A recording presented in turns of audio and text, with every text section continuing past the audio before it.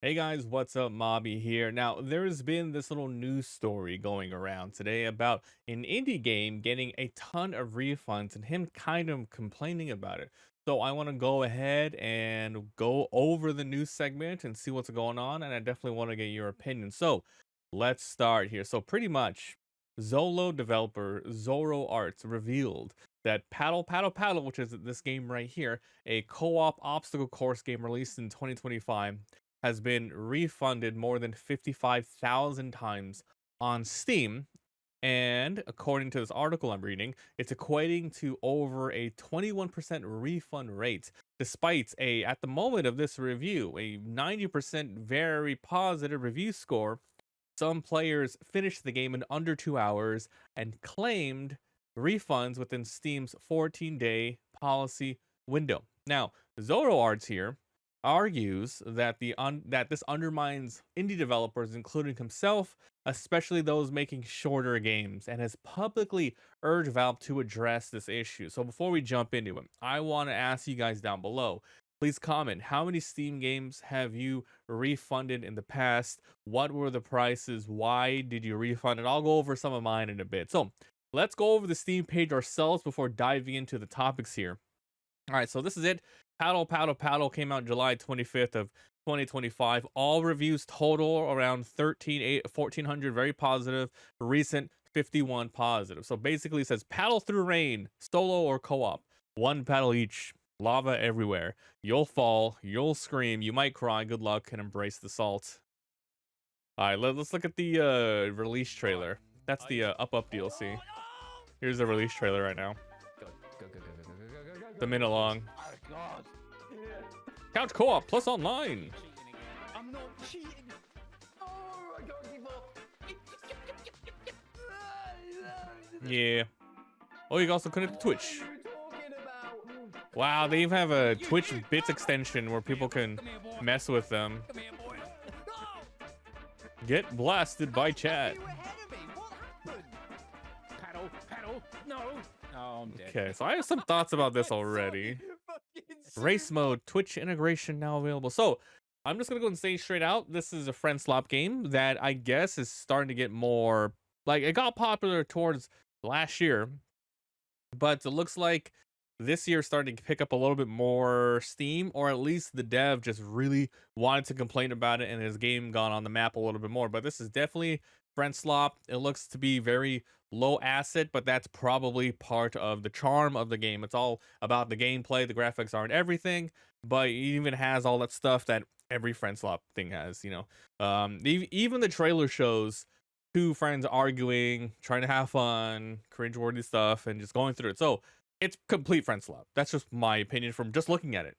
So let's look at some of the tags: casual co-op, parkour racing, single player physics. All right. And it looks here, it's it's $4.49, so $5, but it looks to be on sale for $3. So remember, people are buying and refunding the game here. But let's look at more of the stuff here. You can also buy a game about digging a hole plus paddle. I already have digging a hole. That game is hella good. I like that game a lot. Okay. So 1 year ago, my life changed. Oh, he said this last month. Hold on. 1 year ago, the very first demo of Paddle Paddle went live. I was just a solo dev from Germany who might thought it'd be fun to make a game about controlling a boat. Over the past year, I've watched thousands of people discover Paddle. I've seen streamers scream at each other. I've never even heard about this game. You have changed my life. Thank you. Yeah. Thank you for being paddlers. Personal updates. I realized my favorite thing is to create something called friendship games. He's staying away from the word friend slop, where teamwork, communication, and complete panic somehow have to coexist. So I've been working on something new. Car available sometime this year.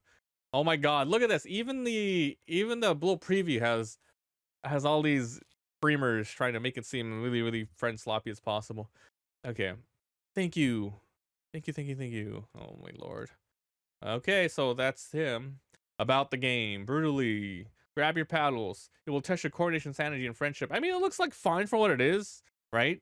Cheap as hell. Local and co-op. High frustration. PM.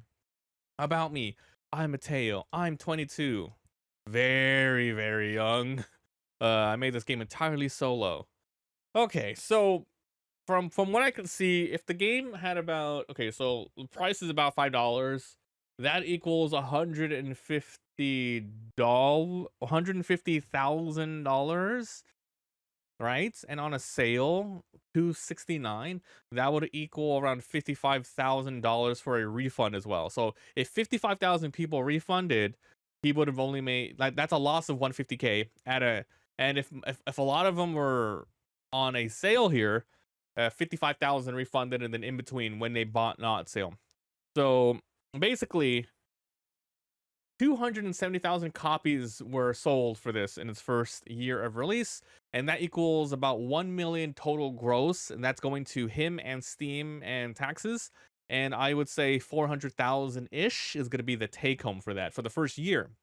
Now, Steam generally takes 30% of the platform fee from all sales. So, like I said, if 158,000 total gross, that's 158-ish thousand gross loss after fees, 55K refund. It's a lot, man. It's a lot. But basically, one thing I have to see after reading the description here, the guy's only 22, and he like whined about it. So I feel like when I was 22, I remember that, man. It's like you're just too young. Your brain isn't fully formed yet. This guy's probably a little too emotionally attached. He got a very semi-viral hit last year. And basically another statement from his is, and this is the statement that kind of kicked everything off that he posted, was, would be cool if you can finally do something about your refund policy, ellipses. Got dozens of reviews like that and a 21% refund rate, even though the reviews are 90% very positive. That's over 55,000 refunds, by the way. So he's talking about the reviews here, where let's look at a couple of them.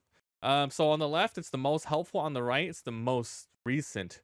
So this guy's 1.5. Add a save file selection. Okay. Oh, here we go. 0.6 hours. It doesn't even say this guy refunded this one. Dev thinks Steam should further restrict consumer rights and eliminate the 2-hour gameplay window for refunds. As someone who has actively been screwed out of refunds for even less gameplay, or AAA studios padding their tutorial, I think Mateo is extremely out of touch and emotional because his own game isn't long enough. Won't be considering other games from this dev if that's how he's going to act, and tempted to pursue a refund, frankly. That actually kind of is what my like. That's kind of what I'm feeling. My sentiment. I even said he's, a little out of touch and emotional. Dude, honestly, at 22, you're still really, you're still a kid, to be honest. No, you're just not there yet. Today. Oh, posted today. Oh, this one also today. Yeah. Not fun, short, sloppy, beating under 2 hours. I would have refunded, but I waited too long to play it. You should if you can. There isn't enough content. Game looks like a browser game and was made/rushed in a short amount of time. The dev even admits it himself. And yet the dev has the nerve to cry about refunds on X when he is trying to sell a browser game to you. This should not be on Steam. The dev keeps crying despite making millions. I don't think he made millions, but that's a lot. Okay, so we'll go over a couple of more comments here, but I wanted to talk about not just not just about the refunds and the dev's response, but everything surrounding it in general. So short games on Steam are very, very vulnerable to this, and this is the span of like really well made ones that take years. Small ones are a couple of weeks/months for this game. So obviously with bigger games, 2 hours in, it's just the tutorial. You can't really refund those. But with a lot of smaller indie games, most likely that's kind of the whole experience. And providing a demo for the community would be even giving too much of gameplay away that doesn't even give them a chance to sell their game and all that sort of stuff. And also, I think that the rise of speedrunning indie games on Steam, people are really starting to take advantage of the under 2 hours, no ask, under 14 days refund rule from Steam. And I believe it's kind of a shitty behavior. I mean, you could do it every once in a while, but if they try to make it a habit, like going around looking for new games, like, oh man, this is a $5 game. Oh, I could beat this game. Hold on, let me do this. Oh, I'm gonna refund it. It's absolutely no ask from Steam. It's gonna be that sort of thing. And because this guy just completely is trying to throw this topic in the forefront, yeah, his game himself might end up being more refunded as a form of protest just against him. But it might also give more people who don't even know that you can do this a bunch of times. They might end up doing it even more. Like, oh wow, I can do this for a lot of games now. Let's go check it out. you know? So yeah, it can, and also I think one thing that's really bad on the dev side is it can start shifting indie devs to start padding out a lot of their short games. More cutscenes, unskippable cutscenes, repetitive levels, just redoing it over and over, in uninspired gameplay sections, all to hit over 2+ hours.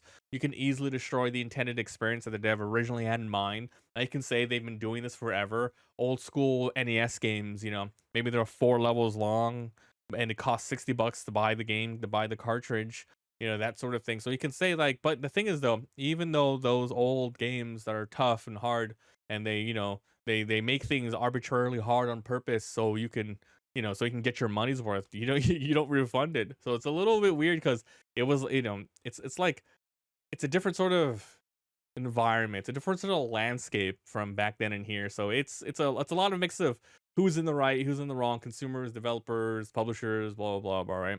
So I think my take on the refund policy in general, right? So me personally, I've only ever on Steam refunded expensive games that were literally unplayable, performance issues and crashes. I just could not get it working, and very very rarely when expectations were not met, I also refunded. And that means god awful content and very misleading gameplay. And it was also expensive games. Like, I don't think I've ever refunded anything less than $30 on Steam. And it feels like people who refund this, there's a lot of good reviews. They liked it. They really liked it, but they refunded it. They liked it, but they refunded it. That's such shitty behavior. If you got a really good experience for an hour or 2 hours for like $3 to $5, that's less than buying a cheeseburger or a coffee. Like, you guys are assholes, man. So here are some other comments that I've seen. This is for the dev themselves. Like, okay, so the dev whined about blah, blah, blah, but people are on his side, and these are some comments I saw. So someone said, amazing that people just can't be grateful for a fun experience. It's $5, people. I apologize for sounding like an old man, but if you're struggling that much financially that you feel the need to recoup $5, then maybe spend a little extra time focusing on your career. Very harsh, but that's exactly kind of what I said. It's like, guys, you had a good experience. It's $5. Just give it to the dev, man. There's another comment. Says a lot more about the state of player mindset in 2026 than Steam's refund policy. This is another one sort of for the dev, blaming it on the players. Like I said, because Steam has this no ask, you can go ahead and refund it. It's going to attract a lot of bad actors, and that's just kind of how it is. So another sort of discussion here is, should there be a tweak to the refund policy in general? So at the moment, like I said, a refund policy is very, very generous for users. Unlike the stupid Sony store, which I wish I could have refunded some stuff on the Sony store. I bought that last Borderlands and I hated it less than an hour in. I couldn't refund it because I bought it on freaking Sony's stupid PlayStation store.